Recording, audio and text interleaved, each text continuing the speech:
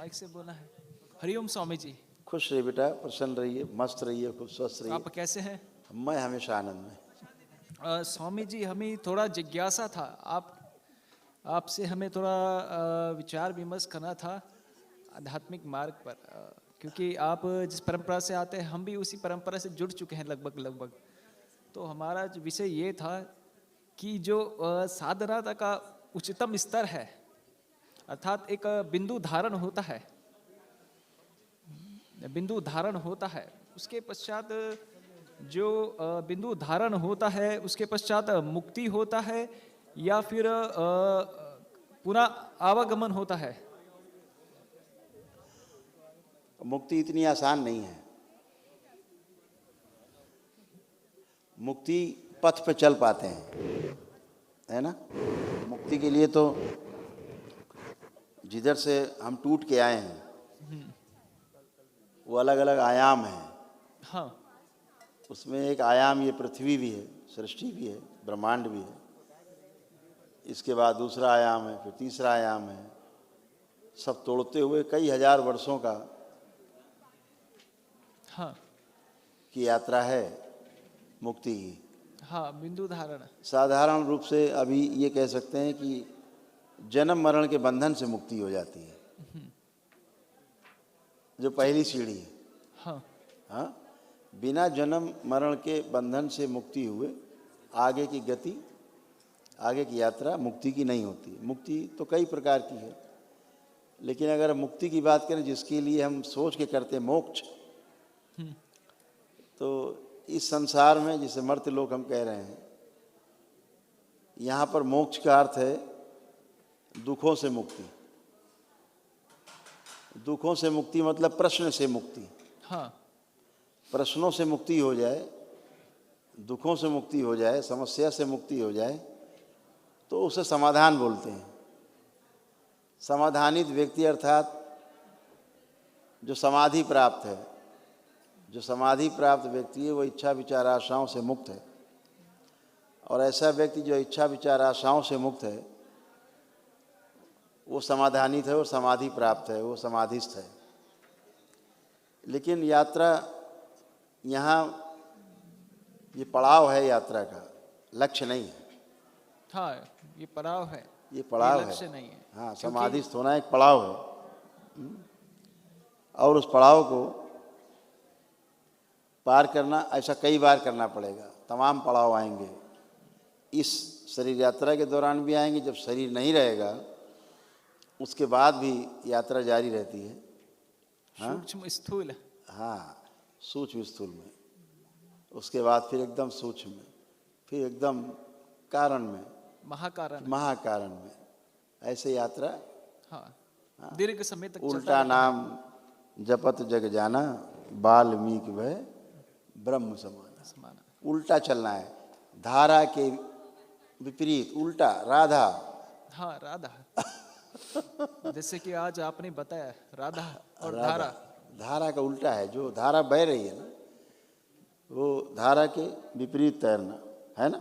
हाँ। ऐसा हमारे देश में बड़े बड़े संत हुए, दिशा दी समाज को। नानक, कबीर, रविदास, बुद्ध, महावीर, महान संत हुए हमारे देश में, जिन्होंने अपने छोटे से कार्यकाल में, समय में पूरे समाज को झिझोड़ के रख दिया। हाँ। हिला के रख दिया पूरा, है। हाँ। जगाने की कोशिश की। हाँ। कहते हैं ना, मानवत्व में 3 ही गुण हैं। पहला कि सोते हुए को जगाना। हाँ। अभी तो सो रहे हैं, पता ही नहीं, शरीर के रूप में ही जी रहे हैं अभी। हाँ। अपने को शरीर मान के जी रहे हैं, यही नहीं पता कि हम शरीर के साथ जीवन भी है।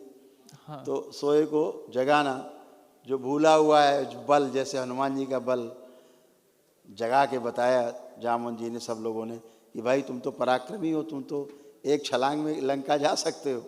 हाँ। तो भूले को याद कराना, याद दिलाना कि तुम्हारे पास तो मनुष्य शरीर है, और मनुष्य शरीर में तुम्हारे जो जीवन है उसमें क्षमताएं, योग्यताएं और पात्रताएं हैं ही, विकसित करना है केवल। तो भूले हुए को याद दिला देना, जो नहीं समझ पा रहा उसको अपना समझा हुआ समझा देना, यही 3 गुण हैं। तो ऐसे करके आदमी जो समझता है आगे समझाता रहता है और ऐसे ही धीरे धीरे सृष्टि के नियम पालन करता रहता है। हाँ, हाँ। तो सब अच्छा ही होगा। इसी क्रम में हो सकता है आप भी यहाँ आए हो। एक बार जरा आंखें बंद करो तो मैं जरा कुछ करना चाहता हूँ आपके लिए। नहीं स्वामी जी, हमें एक पर्सन था जो हमारा जो पूर्व आश्रम है, अर्थात जो पूर्व गुरु है, हम उनकी शरणागति में रहना चाहते हैं। नहीं, हम कुछ और कह रहे हैं। अच्छा। वो आप कहीं रहें, हम कुछ करना चाहते हैं। आपकी एक स्मृति है जो आपको पूरी बात को ठीक से सुनने नहीं देती। अच्छा। आपकी एक स्मृति है जो आपको बात को ठीक से पूरी तरह समझने नहीं देती है। हाँ। उसको हटाना चाह रहे हैं ताकि आप समझ सकें ठीक से। आंखें बंद करें। ओम। आंखें बंद, सूक्ष्म रूप से खोल दिए जाए इनकी जगह। जो भी इनकी वो स्मृति जो इनको बात को ठीक से सुनने नहीं देती पूरा, और सुन करके पूरा समझने नहीं देती, वो स्मृति नष्ट कर दीजिए।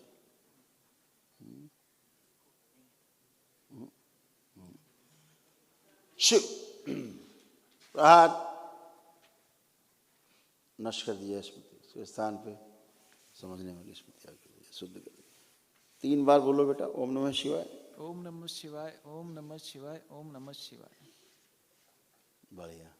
अब पूछिए क्या पूछ रहे थे। अब आप पूछ सकते हैं।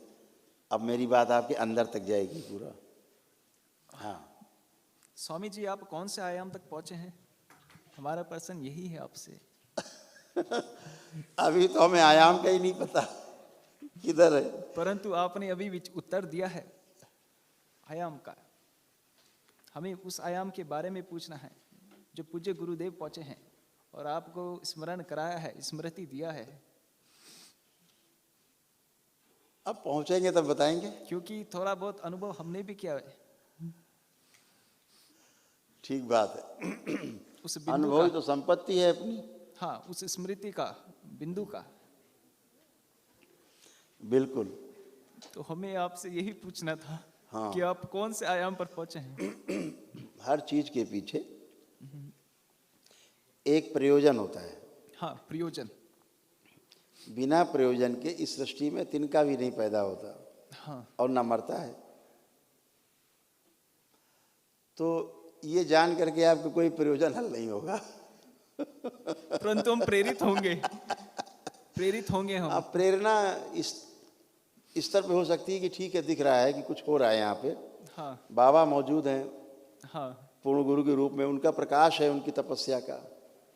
उसी में हम भी लाइटेंट दिख रहे हैं आपको कि भाई बड़ा प्रकाशित है। हाँ। इसीलिए हम भी प्रकाश में दिख रहे हैं, आप भी प्रकाश में दिख रहे हैं। तो बाबा की जो लाइट है ना, वो उसी में सब प्रकाशित है। हाँ, उन्हीं का। और उन्हें हम कह सकते हैं कि महाकारण जगत में है। हाँ। हम उन्हें कह सकते हैं। हाँ, पूज्य गुरु जी हैं।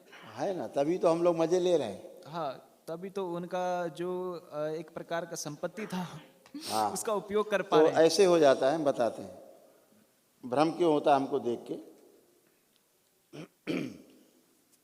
गुरु क्या करता है ना, गुरु चुंबक है। हाँ। बहुत बड़ा चुंबक है, बहुत पावर है। और शिष्य है ना, लोहे की तरह चिपका लेता है छाती से लोहे को। और लोहे को थोड़ी देर बाद अलग करो तो वो दूसरे लोहे को चिपकाने के गुण आ जाते हैं उसमें। हाँ। ये गुरु के प्रभाव से आते हैं। ऐसे ही मान लो कि थोड़े बहुत गुण दिख रहे होंगे हमें भी, उनके हृदय में चिपके रहने के कारण। नहीं, वो तो उनका स्नेह और पूर्ण आशीर्वाद है आप पर। हाँ, सब पर है, क्योंकि उनके अंदर कोई भेदभाव नहीं है। हाँ। सब पर। जैसे परिवार में मुखिया होता है कोई, तो वो अपने घर परिवार में किसी न किसी एक को समझ के रखता है कि हमारी जगह ठीक काम कर पाएगा, अगर हम नहीं होंगे यहाँ पे तो कर पाएगा। तो उसके प्रति कुछ विशेष स्नेह हो जाता है कि काम करना है, इसलिए व्यवस्था के रूप में देखा जाए। स्नेह इस वजह से है कि व्यवस्था ठीक से चल पाए। हाँ। इस रूप में स्नेह है।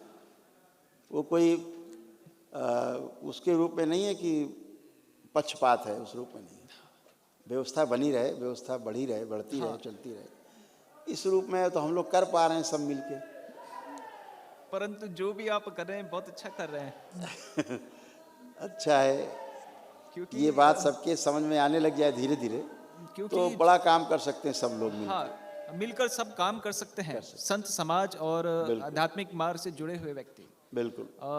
थोड़ा दृष्टि का भेद है, बस दृष्टि का भेद संप्रदाय में, या वैष्णव है, शाक्त है, वैष्णव है, शैव है, वो सब एक ही है। लक्ष्य एक है, लक्ष्य एक है। लक्ष्य। हाँ, मार्ग भिन्न हो सकता है परंतु लक्ष्य हम सबका एक ही है, लक्ष्य। और हम एक ही स्थान पर मिलते हैं अंतिम में, उस बिंदु में। परंतु बिल्कुल। उस चीज को हम समझ पाए, वो हमारी दृष्टि का बोध है, भेद है बस। हाँ, ठीक बात है। उसमें रूढ़िवादिता ना हो करके एक भाव अगर पक्का हो जाए कि हम सब एक ही लक्ष्य की ओर बढ़ रहे हैं, तो फिर व्यतिक्रम नहीं रहता है, फिर एक दूसरे को सहयोग के भाव से चलते हैं। हाँ, सहयोग, सर्वप्रथम सहयोग होना चाहिए, सहयोग। त्याग के मार्ग पर, क्योंकि संन्यास के मार्ग जितने ऋषि मुनि हुए, जितने साधक हुए, सन्यासी हुए, उन सभी लोग, हाँ, सहयोग होना चाहिए, त्याग के मार्ग पर, संन्यास के मार्ग पर, आध्यात्मिक मार्ग पर। बिल्कुल।